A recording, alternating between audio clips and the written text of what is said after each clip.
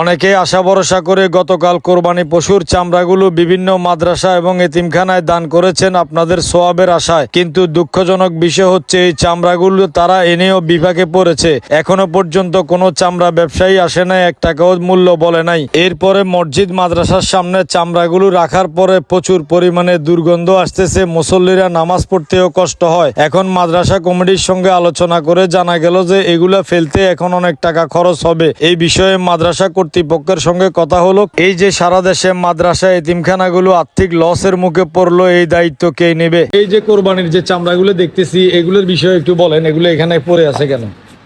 আসলে এখানে আমাদের একটা মাদ্রাসা আছে, কালিকাপুর নুরানি তালিমুল কোরআন মাদ্রাসা। এই মাদ্রাসাটার ভিতরে বহু গরিব এতিম ছাত্ররা আছে, যেগুলাকে মাদ্রাসার থেকে গোড়া ফান্ড থেকে এদের লেখাপড়া বই এগুলা চালায়।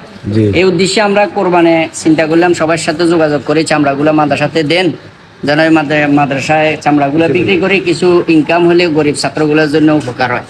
এখন আমরা আনার পর কোনো ক্রেতা বা কোনো যারা চামড়া কিনে এরা কেউ আসতেছে না। কালকে থেকে পর্যন্ত এখানে চামড়াগুলো পড়ে রয়েছে, কোনো লোক আসতেছে না, কিনতেছে না, কোনো কাস্টমার আসে না বা কোনো দামও বলে না। না দামও বলে নাই, কোনো কাস্টমারও আসতেছে না। এখন এমনি দিতে চাইতেছি তাও নিতেছে না। এখন আমরা যদি এগুলা খাদাই, এখন খাদাইতে গেলে লোক লইয়া 7-8 হাজার টাকা এখানে খরচ আছে, ওই খরচটা দিব কে? এটাও তো নাই।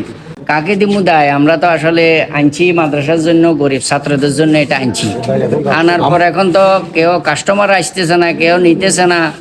এখন আমরা কাকে দায় দিব? মাদ্রাসা তো বিশাল ক্ষতিগ্রস্ত হয়ে গেল, বা গরিব ছাত্ররাও ক্ষতিগ্রস্ত। আমরা তো আশা করছিলাম বর্তমান সরকার এই বিষয়ে একটা পদক্ষেপ নিবে, কিন্তু ওইরকম কিছু তো না, দেখতেছি না। এরকম কিছু দেখা যান না। এইভাবে অসংখ্য চামড়া মানুষ রাস্তার পাশে ফেলে রাখছে। আপনারা যারা মাদ্রাসায় কালেকশন করছেন, আপনাদের কোনো কাজে লাগতেছে না, না, কেউ এমনিও নিতেছে না।